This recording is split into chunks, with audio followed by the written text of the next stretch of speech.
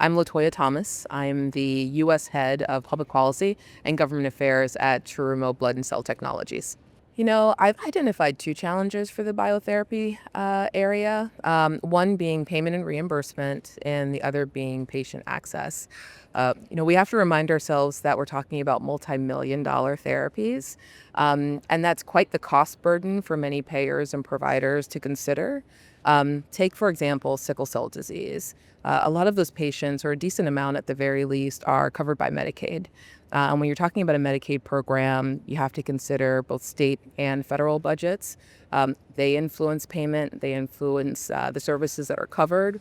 And then ultimately, taking that into account, how are those states justifying the cost for that care? Also, Medicaid was never really designed to absorb such the high upfront cost that typically comes with the biotherapy. Even if we know that the benefits often outweigh the risk. I do believe that we're in a bit of an inflection point, luckily.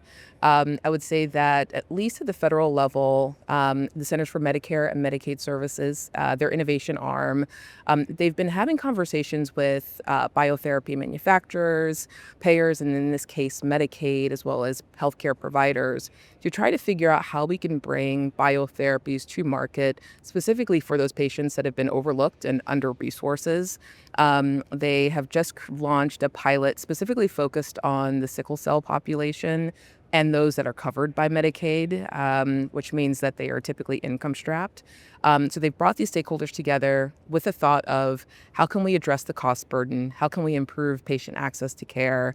How can we make sure that we're all driving towards quality outcomes? And how can we make sure that the right stakeholders are involved? The pilot was launched this year. They have had an overwhelming response with roughly over 30 states saying that they want to participate and approvals for participation. And so it'll be interesting to see how that's scaled for other biotherapies. In my opinion, I believe that public-private partnerships like that, as well as innovative payment design, I think that those are going to be crucial steps for future biotherapies.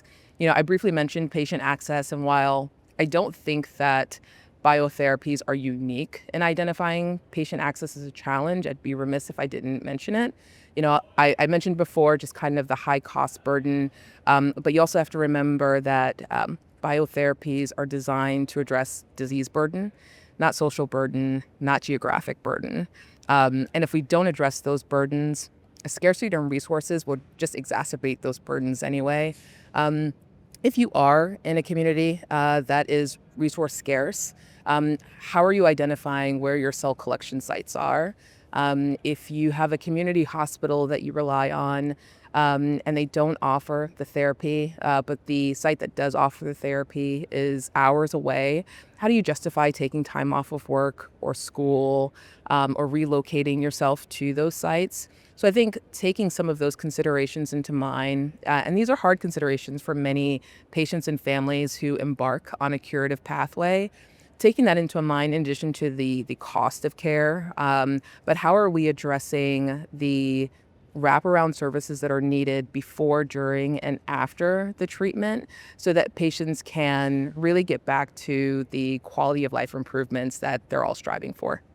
The AABB meeting this week has been so informative, content rich, such a diversity of thought, folks who are in research, folks who are donor facing, recipient facing, such a global audience as well. It's been extremely informative for me, and I'm really looking forward to getting to know much deeper some of the relationships that I developed while I was here in San Diego.